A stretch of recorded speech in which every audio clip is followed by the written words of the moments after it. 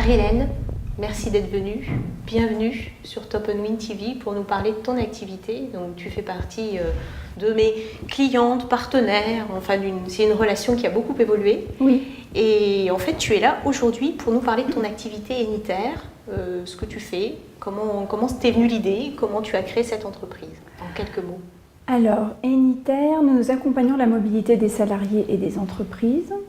Demain, tu pars à Marseille ou à Bangkok ou à New York et on va pouvoir t'accompagner, toi et ta famille. On va s'occuper de vos formalités d'immigration, de gérer votre déménagement, de vous trouver un logement, de recréer votre vie là-bas et de faire en sorte que la phase de transition entre votre vie à Paris et votre vie dans votre nouvelle ville soit la plus simple possible, la plus facile possible pour tout le monde. Et que chacun, dans la famille, quand il y a une famille, il retrouve son compte.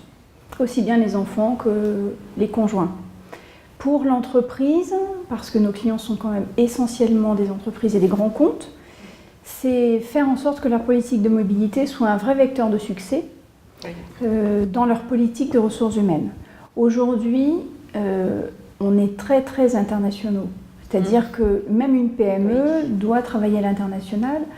Et les grands groupes doivent adresser leur marché à l'international le plus vite possible. Donc ça veut dire que les process de mutation et de mobilité sont très courts.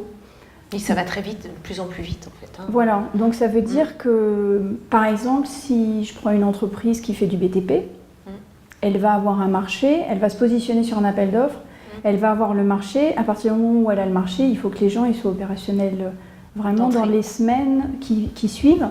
Donc nous, on va prendre en charge à partir de ce moment-là pour faciliter la vie de l'entreprise et faciliter la vie du salarié. D'accord. Voilà. Tu as des pays de prédilection ? Non. Je sais que tu es très mobile, tu accompagnes la mobilité vraiment internationale. Voilà. Mais on aime bien le Moyen-Orient, on a plus de clients au Moyen-Orient, mais on va aussi en Orient, en Chine, on va aussi en Afrique. On commence à avoir des bons contacts et des bons résultats en Afrique. Et évidemment, Amérique du Sud, Amérique du Nord, et l'Europe. C'est la base, on va dire. C'est la base, exactement. La base. Quand tu accompagnes tes clients sur des dynamiques comme ça, ce sont des clients, tu l'as dit tout à l'heure, plutôt des entreprises, ce genre de profil, mais potentiellement un particulier qui viendrait te voir avec une demande, il faut qu'il s'y prenne à peu près combien de temps à l'avance entre le moment où il a son projet et le moment où il vient te voir pour que tu l'accompagnes sur le déménagement, trouver une école pour les enfants, les aspects logistiques et pratiques. Alors, ça prend combien de temps à peu près ? On a de plus en plus de particuliers qui viennent nous faire appel à nous en direct, qui sont ou non salariés, c'est-à-dire des gens qui se disent on veut quitter la France pour X raisons. Des fois des chefs d'entreprise de moyennes ou petites entreprises qui se disent notre activité maintenant elle va être plutôt concentrée dans telle partie du globe, donc on veut aller s'installer dans cette partie du globe. Un déménagement au minimum, c'est 1 mois, 2 mois, mais c'est surtout les formalités d'immigration qui sont plus longues. Voilà, c'est pas à toi que je vais apprendre ça. Donc évidemment, nous on aime bien avoir à peu près 2 mois, au moins pour le pionnier qui va partir, celui qui va travailler. Et après, on peut gérer la famille dans un deuxième temps. Mais c'est mieux d'avoir un minima 2 mois. Après, si on est en Europe, non, la libre circulation fait qu'on part quand on veut. Après, il faut penser aussi à l'aspect humain, qui est je décide de partir, mais entre la décision de partir et la mise en route du projet et de tout ce que ça va avoir comme conséquence dans la vie, nous, on pense que humainement, c'est bien que les gens aient un minima un trimestre pour se faire à l'idée, pour que le projet mature, pour que ça se mette en place même pour eux. Tranquillement, voilà. Ce qui est pas évident. Ce qui est essentiel. Parce que quand on est sur des cursus de techniciens ou d'experts pour des grandes entreprises, on a des jeunes talents, mais les jeunes talents ne vont pas aller sur un projet spécifique d'entrée. Donc là, on va plutôt être sur des gens qu'on appelle nous les globetrotters, qui eux sont déjà habitués à ça. Donc ils ont un peu leur baluchon sur le prêt à partir. Là, on n'est pas dans la même dynamique humaine. Exactement. Alors sur des gens qui démarrent sur une première expatriation ou qui ont un projet de départ, c'est bien que ça prenne un peu de temps pour eux, pour que ça mature tout simplement humainement. Pour une mise en place, pour être sûr aussi de son projet. Exactement, parce que Si à l'arrivée, les gens n'ont pas assez pris le temps de bien se dire est-ce que ça me convient, est-ce que ça me conviendra pas, tout ce que je vais laisser, est-ce que je suis capable de le laisser, est-ce que je suis capable de me recréer un univers à l'autre bout de la Terre, ou même dans un pays frontalier. Oui, c'est un choc toujours, exactement. Un choc de culture. L'éloignement aussi de la famille dans certains cas, ou des attaches amicales, etc. Sur le plan du business, on va avoir aussi ces problématiques-là, avec l'éloignement des clients, des partenaires. Alors ça, c'est plus facile. Oui, mais ça, je trouve que c'est plus facile parce que très clairement, nous, on accompagne des gens en transfert de pays à pays, par exemple Russie, Philippines, donc on ne voit jamais les gens. Des fois, on peut travailler en webcam, mais des fois, on ne les voit pas. On va communiquer avec eux uniquement par mail et téléphone, et ça arrive même des fois que ce ne soit possible que par mail, suivant leur métier, suivant les décalages, etc.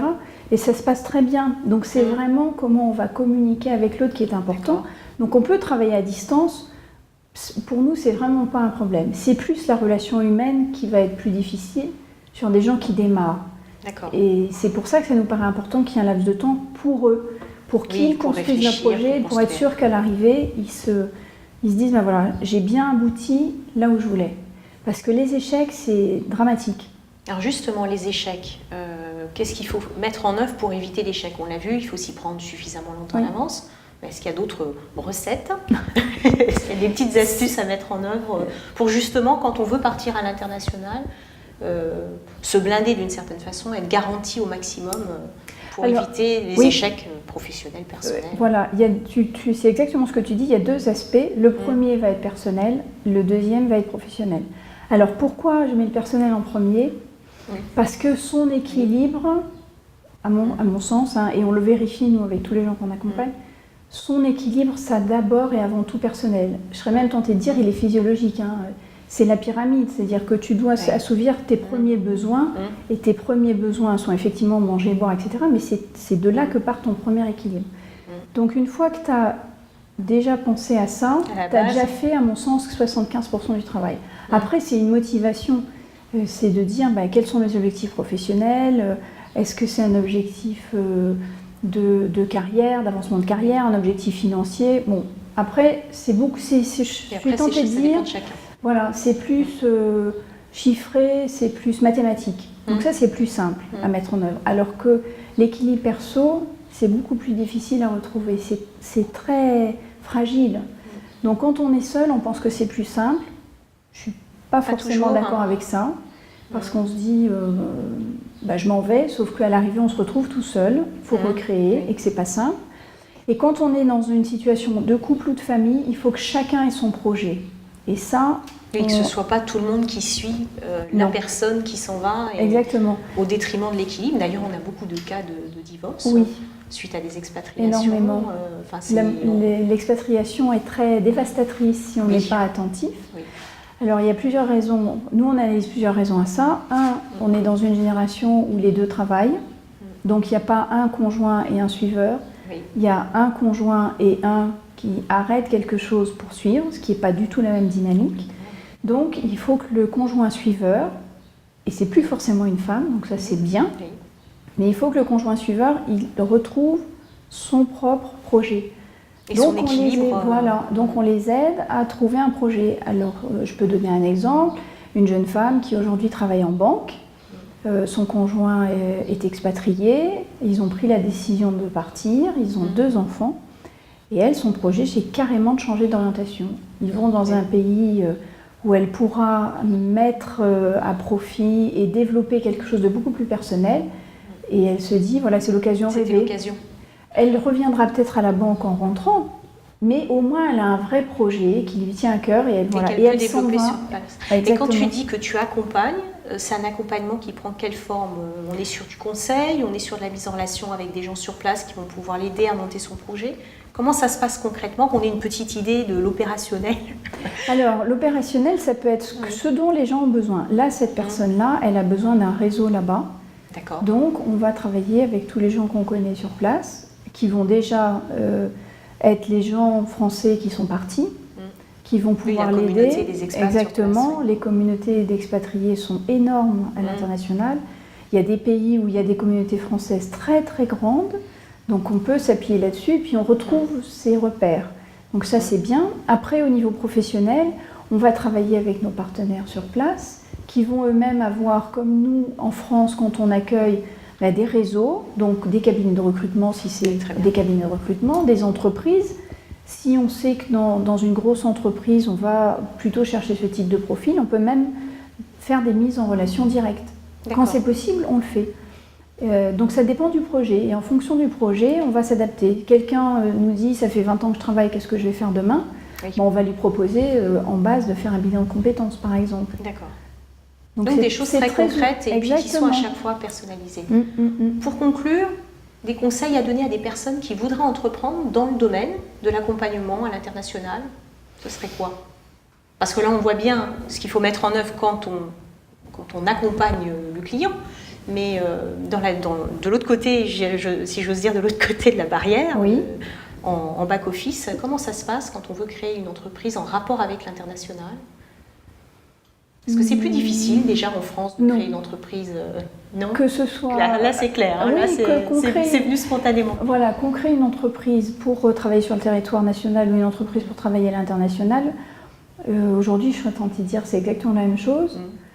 Pour nous, on est convaincus que notre marché, il est de toute façon à l'international aujourd'hui.